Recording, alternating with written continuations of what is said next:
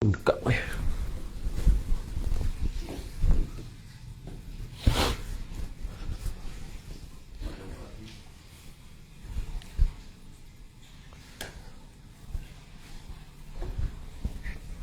Allahu Akbar kabira. Boleh ya? Cantik-cantik, comel-comel. Bismillah, alhamdulillah. Assalamu alayka ya Rasulullah. Assalamu alayka ya habibi ya Nabi Allah. Assalamu alayka ya Rasulullah.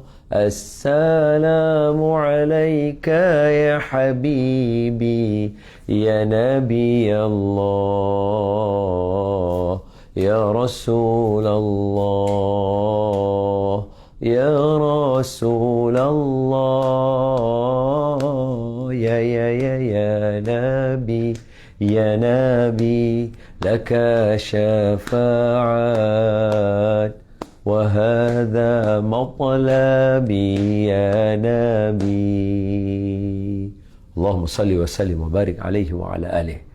Assalamualaikum warahmatullahi wabarakatuh. Abang semua, terima kasih kepada yang mai mengikuti kita secara langsung dalam program nama dia Seronok Jadi Baik yang dibawakan oleh Kinderhive, Your Islamic Education Hive, sebuah institusi pendidikan awal kanak-kanak daripada usia 3 bulan sampailah kepada 6 tahun. Anak tuan-tuan boleh duduk bersama dengan kami di Kinderhive yang mempunyai 40 cawangan. Kita tak main-main bila kita habaq lagu ni. Kita nak bagi tahu kata jumlah pelajar kita ada lebih kurang plus minus 1000 lebih orang pelajar.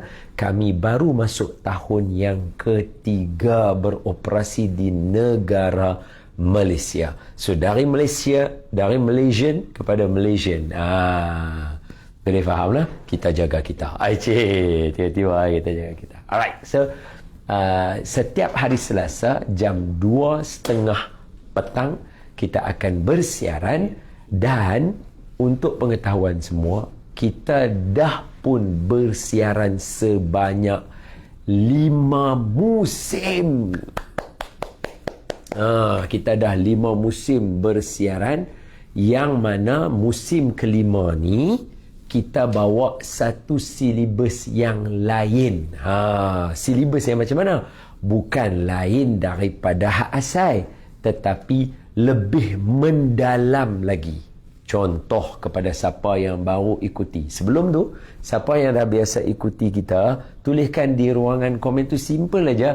Komen dia buat thumbs up aja. Jadi siapa yang buat thumbs up, kita tahu dia tu dah ikuti kita lama. Sama ada daripada season 1 hak awal dulu, season 2, season 3, season 4. Beritahu, buh thumbs up ya. Jadi kita kenal siapa dia yang dah bersama dengan kita. Hak mana yang baru, tak payah tulis apa-apa lagi. Apa nak takat bagi salam pun no problem saja. So, apa nak bagi tahu, kalau siapa yang biasa ikuti kita, perbincangan kita ni, kita bincang tentang 20 karakter Rasulullah sallallahu alaihi wasallam. Orang akan tertanya-tanya, what? Ataupun why 20? So kita bagi tahu 20 karakter Rasulullah sallallahu alaihi wasallam adalah silibus Kinderhive. Salah satu subjek yang diajar dan dihidupkan setiap masa di Kinderhive supaya membentuk karakter anak-anak di Kinderhive. Kami tak kata kami paling bagus, tidak. Tapi modul dan model yang kami guna adalah yang paling bagus, iaitu Nabi Muhammad sallallahu alaihi wasallam. Boleh dapat. Jadi anak-anak di Kinderhive dia pun mengaji lah 20 karakter ni. Jadi bila tuan-tuan pi ke Kinderhive tu, bila buka pintu utama masuk tu, tuan-tuan boleh beralih tengok, pum, ada 20 karakter Nabi Muhammad sallallahu alaihi wasallam, bermula dengan sifat malunya, sifat sayang orang muda, menghormati orang tua. Banyak lah. Okey, cerita dia banyak. Okey, habis cerita, full stop. Okey, clear. Hari ni kita nak buat apa? Hari ini adalah episod kedua season kelima. Ya. Yang mana episod minggu lepas kita bincang sunnah bangkit daripada tidur. Sunnah bangun tidur.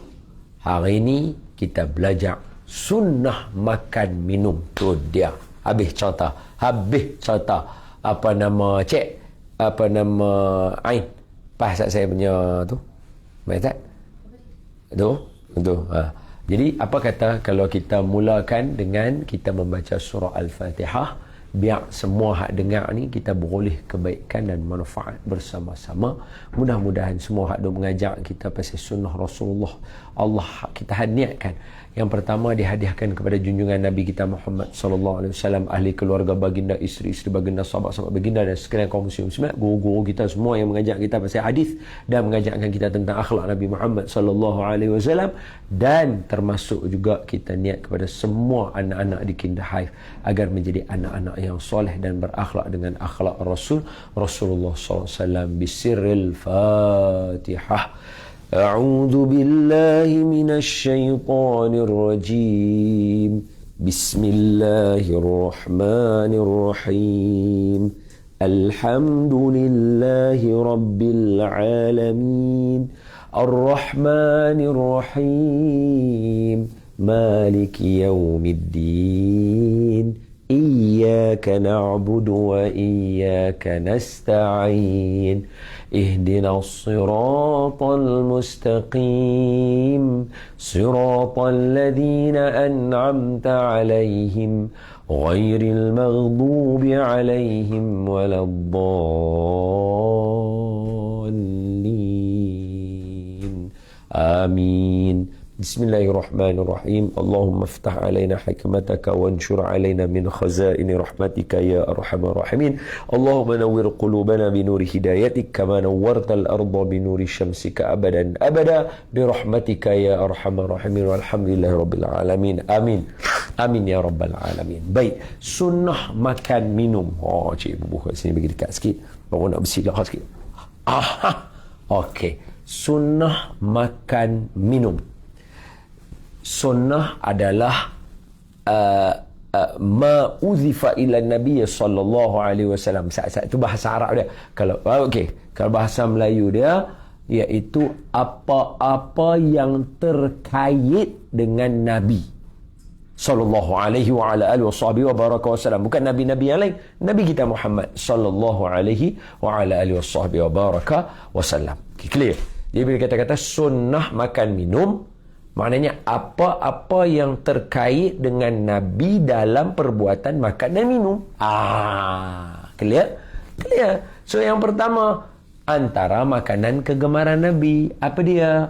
Antara makanan kegemaran Nabi kita sallallahu alaihi wasallam iaitu yang sejuk dan manis. Jadi apa saja yang termasuk dalam tu selama mana tidak sampai kepada level mudarat. Macam guru-guru kita selalu pesan kat kita, nanti bila habaq dia kata jangan sampai level mudarat. Yalah, kalau kita duk syarah kat semua orang pun, semua orang kena tahulah dah nama sunnah Nabi, takkanlah Nabi memudaratkan diri pula, kan? Jadi sunnah yang utama dekat sini ialah makan minum daripada sesuatu yang manis dan sejuk. Okey, come on. Semua penonton yang duk tengok dengan saya, mai kita tulis sikit apa dia makanan sejuk dan manis. Senarai kan? Mai kita tengok berapa banyak. Temikai itu buah temikai itu memang Nabi makan. Nabi makan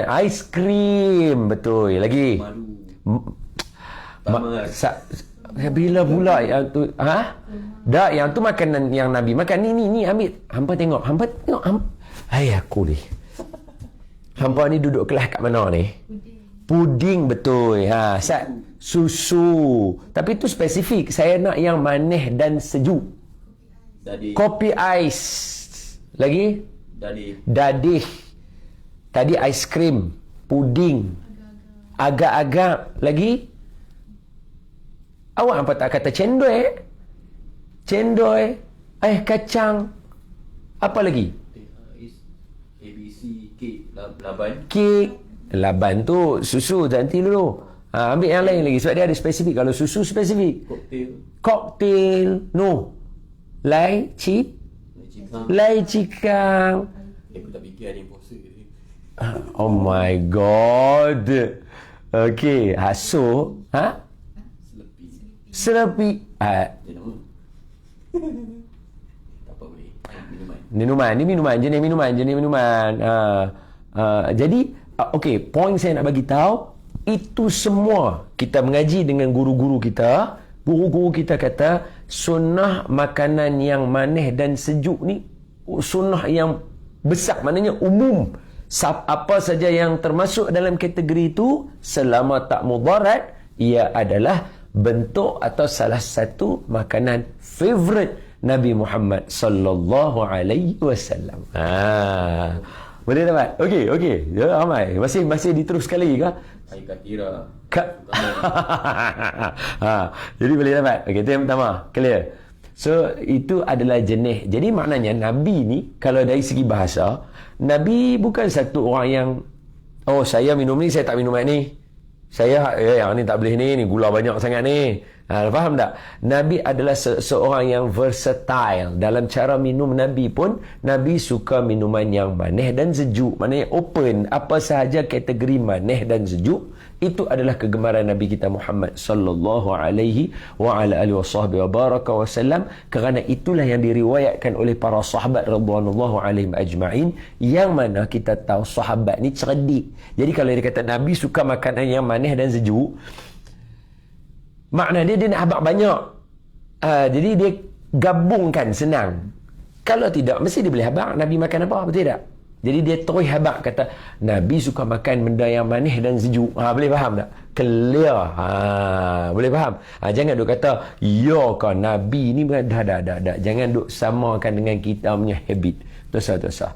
Nabi dia lagu tu. Baginda Nabi kita Muhammad sallallahu alaihi wasallam lagu tu. Sebab apa? Sebab Nabi nak semua umatnya ada ruang peluang. Sebab ada orang yang suka makan aiskrim, dia tak suka minum sirap. Ada orang yang suka makan ais kacang, dia tak suka cendol. Ada orang yang dia suka cendol, dia tak suka puding. Ada orang dia suka puding, dia tak suka karamel. Ada orang yang suka karamel. Betul tak betul? So, semua peluang untuk semua orang mendapatkan at least dalam hidup dia tanam dengan mengatakan, aku ada buat sesuatu sunnah Nabi Muhammad sallallahu alaihi wa ala alihi wa baraka wasallam. Kalau setuju, tuliskan setuju di ruangan komen. Boleh dapat. Clear. So itu yang pertama, sunnah Nabi yang very easy, semua orang boleh buat dan semua orang suka.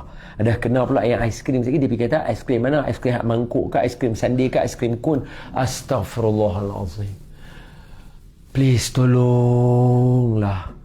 Apa saja kategori aiskrim, dialah dah tu. Sama ada dalam keadaan dia tu kun ke, dia tu sandi ke, dia tu kak ke, dia tu lagu hak yang ada batang lagu tu ke, semua aiskrim dialah dah tu. Boleh dapat? Clear, habis cerita. Nombor 2, sunnah Nabi kita Muhammad sallallahu alaihi wasallam, iaitu apa-apa yang terkait dengan Nabi dalam bab makan dengan minum.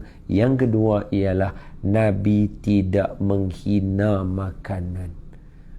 Jangan sesekali hina makanan. Kalau tak sedap, tinggal.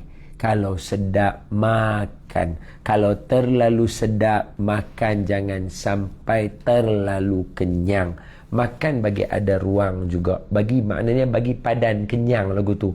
Jangan terlalu kenyang. Boleh dapat tak? boleh. So sunnah Nabi yang kedua ialah jangan menghina makanan. Termasuk dalam menghina dan mencaci makanan dan minuman ini ialah kalau ada makanan yang jatuh, angkat. Kalau makanan jatuh tu terbahagi kepada dua kategori. Satu makanan yang jatuh yang bersih, satu makanan yang jatuh tapi tak bersih. Contoh lollipop jatuh dalam rumah kita, kat lantai rumah kita selalu duduk mop, selalu duduk ni bersih. Jadi lollipop tu jatuh dalam rumah kita, angkat, buih sikit, makan. Ada pun lollipop jatuh dekat jalan tar, terkena pasiak habis semua, takkan nak sumbat bola mulut hang. Hang ni terlupa ke sunnah Nabi yang menjaga kebersihan, boleh faham? Jadi yang tu tak payah. Tapi sunnah dia yang kita nak abang, baginda Nabi menghormati makanan kepada tahap makanan jatuh di rumah Nabi, Nabi tetap kutip dan makan. Dan Nabi pesan, dengar ni anak-anak ustaz ni dengar ni, anak-anak yang duduk dengar ustaz ni dengar, mak bapak mana duduk dengar pun dengar. Nak pesan saja, hampa ni zaman mewah, zaman senang. Faham tak? Dulu nak makan makanan fast food zaman kami kecil susah, benda tu jadi celebration. Sekarang benda tu dia jadi makanan harian. So sebab tu hampa macam, bagi dengar saya kata, ni bukan mengata, ni nak menggambarkan. Anak-anak lah ni dia macam duduk di zaman kita panggil zaman juah. Dia rasa dia ada semua benda. Dulu kalau zaman mak bapak kita nak menyala lampu jenuh kena pasang lilin, kena pasang pelita. Zaman kita bolehlah kena pi dekat tang sana on switch. Zaman lah ni petik kipas pun ada lampu, semua benda mudah. Jadi dalam zaman juah ni kadang-kadang kat rumah kita kopok jatuh. Mak kita goreng kopok jatuh. Dia langkah ya kopok hak jatuh tu buat tak ada apa, sebab dia bukan nak makan, dia geli ataupun dia kata kotor. Jangan lagu tu. Kalau betul pun cek tak lalu nak makan, ambil kopok tu, ambil pi buang. Sebab Nabi pesan, Nabi kata kalau makanan kita tak hormat dia dalam rumah, makanan tu tak mau main duduk dalam rumah kita. Buka hadis ketika mana baginda Nabi SAW balik ke rumah baginda, tengok-tengok ada cebisan roti yang jatuh di lantai rumah Nabi. Lantai rumah kita kurang-kurang tar pula dah, rumah siapa bubuh tar, molo tile, ada tile lah, ada lantai lah, ada simen lah kan. Rumah Nabi kita tahu lantai dia pasiak je, tapi walaupun bukanlah pasiak yang banyak tu, dia bersih, tapi pasiak lah dasarnya kan. Dia jatuh, Nabi kutip juga, Nabi kabuh roti tu, Nabi makan. Sebab masa tu mungkin bersih lah kita katakan, Nabi makan. Lepas tu Nabi habaq kat Siti Aisyah, kalau dihina makanan ni, kita mengabaikan dia, nanti Allah tak bagi dah rezeki tu ada dalam rumah kita.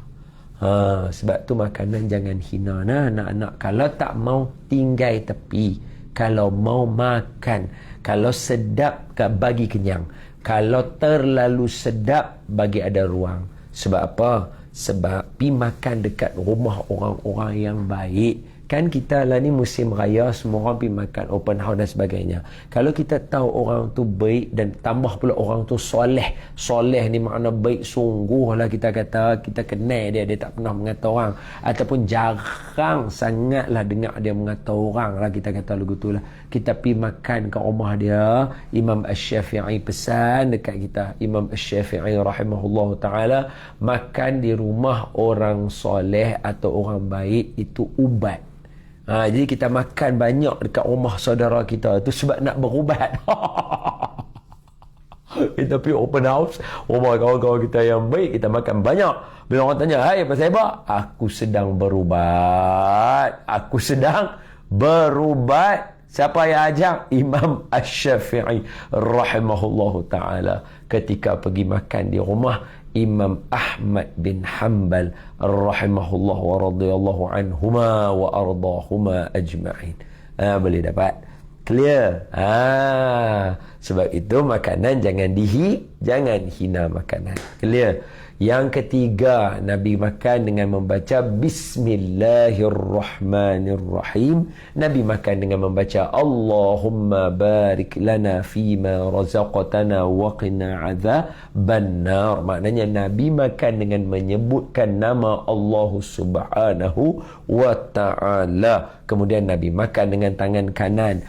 Please, saya merayu ni dengan minta, dengan orang kata apa, meminta sungguh-sungguh ni kepada keluarga hak mana duduk demiak. Pesan-pesan pula lah, kalau mak saya kata lagu tu lah, ni kira pesan-pesan pula lah ni, pesan sungguh ni. Apa dia?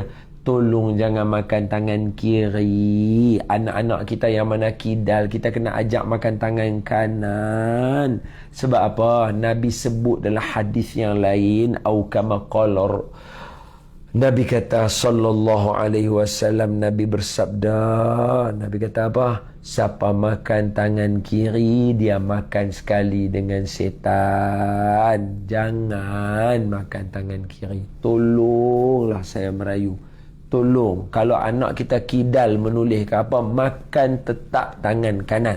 Kalau dapat ubah tangan tu daripada kecil, ubah, maksudnya duk jadi kidal tu, ubah tangan kanan, biar terbiasa tangan kanan, supaya makannya pun dengan tangan kanan. Barakah makan dengan tangan kanan ni termasuk sunnah Nabi kita Muhammad yang sangat besar. Sebab kalau kita beriman kata Nabi baik, Nabi elok, Nabi buat macam ni, salah satunya Nabi baik, Nabi elok, Nabi terbaik tu makan tangan kanan. So baca bismillah, makan tangan kanan, wa khudh mimma yalik, dan ambil yang mana hak duk depan dengan kita, hak duk dekat dengan kita. Macam kalau saya, hak duk depan saya tu saya tak akan ambil. Nak baca mana saya tak makan. Jadi saya ambil hak sebelah dia. Faham tak? Yang berdekatan dengan dia. Kalau ni saya mai, itu macam kita pergi dekat apa Korea ke mana, depan sayur, aku tak makan sayur. Jadi nak ambil dia tu ke mana? Jangan ke situ.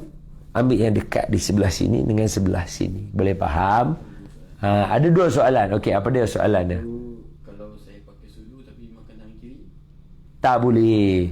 Dia dikira, kalau seseorang makan pakai sudu dan menggunakan tangan kiri, dikira dengan dia memakan dengan tangan kiri. Sebab dia kira dia tu hak mana yang disumbatkan ke dalam mulut kita. Bukan kira potong. Kan ada setengah orang dia kidal, dia cucuk tangan kanan, dia kena potong tangan kiri. Kita cucuk tangan kiri, potong tangan kanan, sebab tangan kanan kita function. Tak apa, cucuk tangan kiri, potong tangan kanan, dah habis dah tu, tukar, ambil, makan dengan tangan kanan. Sama juga dengan orang yang makan pakai sudu. Kalau dia nak cedok tu, dia tak mahir, cedok lu dengan tangan kiri, pegang tangan kanan, sumbat masuk.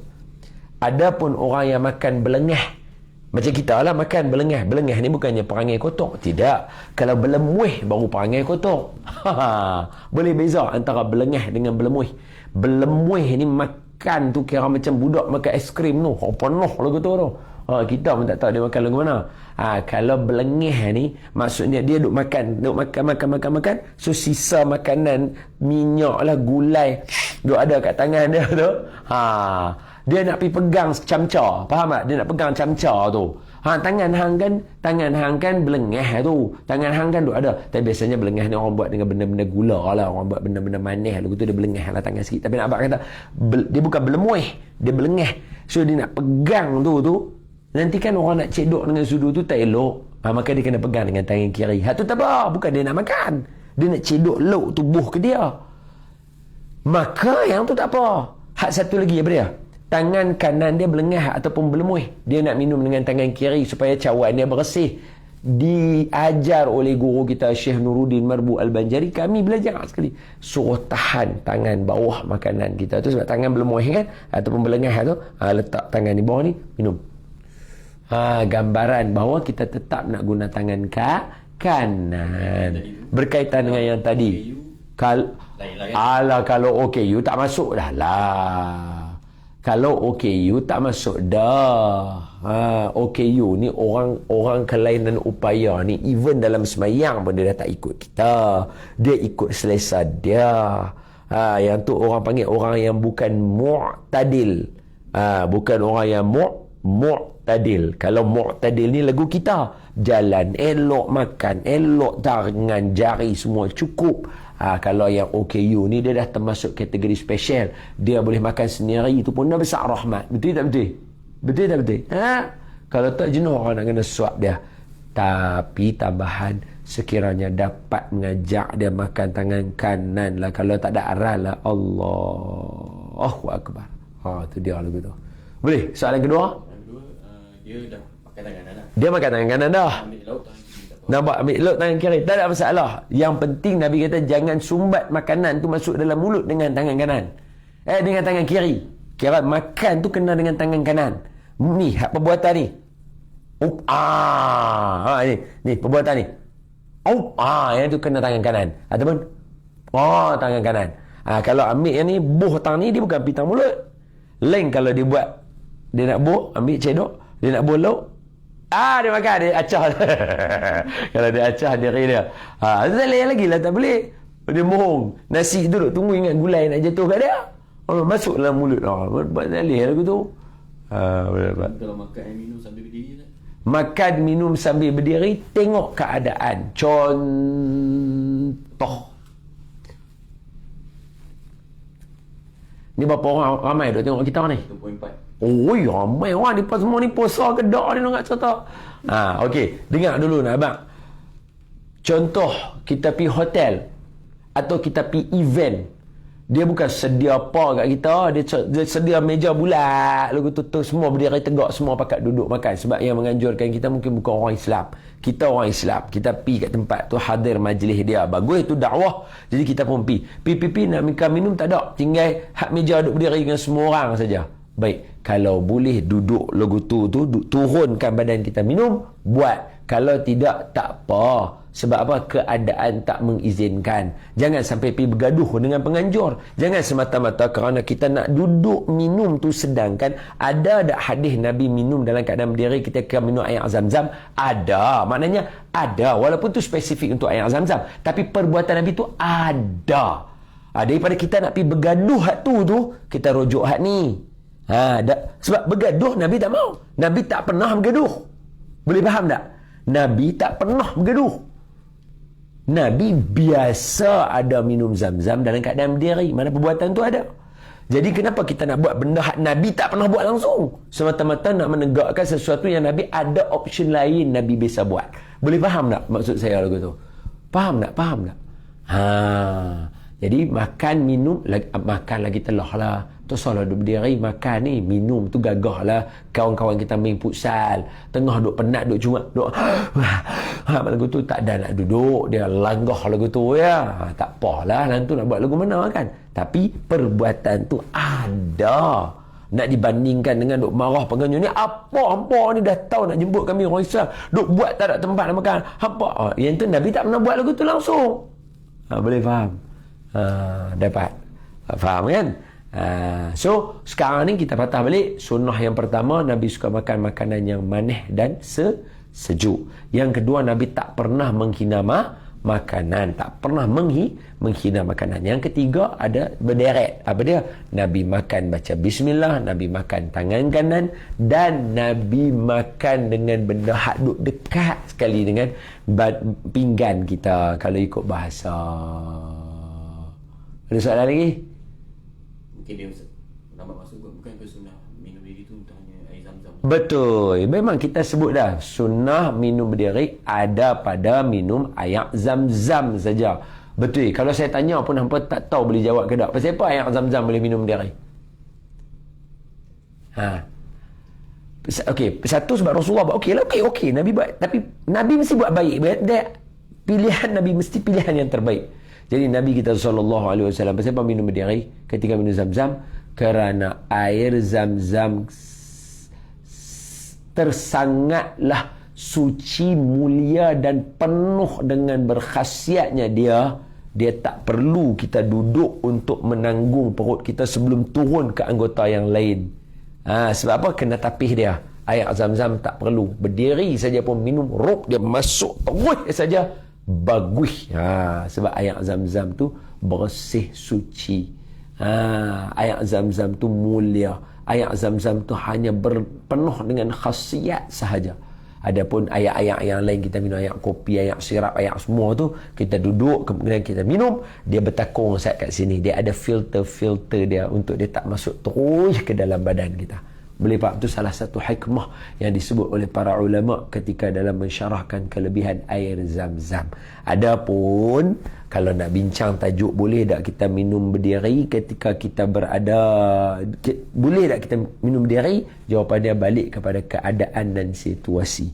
Kebanyakan orang yang tak biasa ada pengalaman dijemput untuk menghadiri majlis-majlis yang internasional ni, dia tak akan nampak gambaran tu dalam keadaan dia kata takkanlah tak ada orang sedia kursi. Jawapan dia kan memang ada.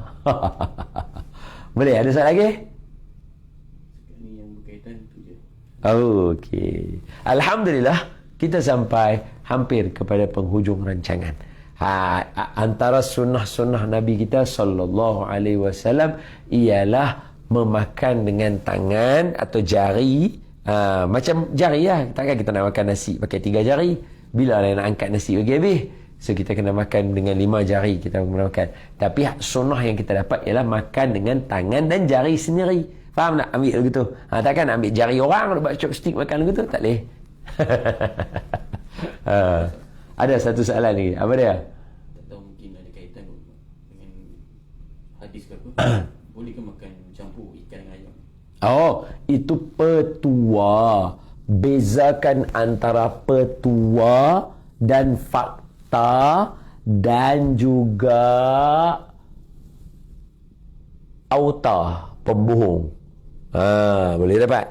So kalau petua, ada orang buat jadi, ada orang buat tak jadi. Jadi makanlah tak ada masalah. Makannya tak ada masalah. Dan Soalan ni takut lupa tak? soalannya ialah Makan ayam dengan ikan boleh? boleh tak makan ayam dengan ikan bercampur-campur? Nanti orang kata satgi naik sopak lah, naik nu lah, naik ni lah. Jawapannya ialah itu adalah petua. Siapa buat, ada orang buat jadi, ada orang buat tak jadi. Tu contoh dia. Jadi kalau siapa nak ikut silakan. Siapa nak amal, amat baik kerana ada petua. Macam Imam Al-Ghazali dia kata apa? Untuk kita makan daging banyak supaya badan kita sihat dan kuat untuk kita beribadah dan beraktiviti. Kurangkan makanan atau menonton benda-benda yang tak elok seperti berbunuhan dan sebagainya kerana dia akan merosakkan dalaman kita. Dan di dalam hadis yang lain, au kama qala sadaqa Rasul sallallahu alaihi wasallam, makan minum ni ada keterlibatan dengan pembentukan diri dan peribadi kita. Oleh itu makan elok-elok semua dan pastikan anak-anak di Kinda Hive semuanya makan elok-elok. Jangan meremehkan makanan. Semoga Allah Ta'ala memberkati dan merahmati kita bersama-sama. Macam mana dengan topik perbincangan hari ini? Anda ada mendapatkan manfaat? Kalau ada, tuliskan di ruangan komen dan bagi tahu macam mana lagi cara anda nak belajar untuk mengenali sunnah Nabi kita Muhammad sallallahu alaihi wasallam. Kita tutup dengan selawat Imam Asy-Syafi'i. Allahumma salli afdal salatin ala as'adil makhluqatika sayyidina Muhammadin wa ala alihi wa sahbihi wa sallim adada ma'lumatika wa midada kalimatika kullama dhakaraka dhakiruna wa ghafala an dhikrihil ghafilun.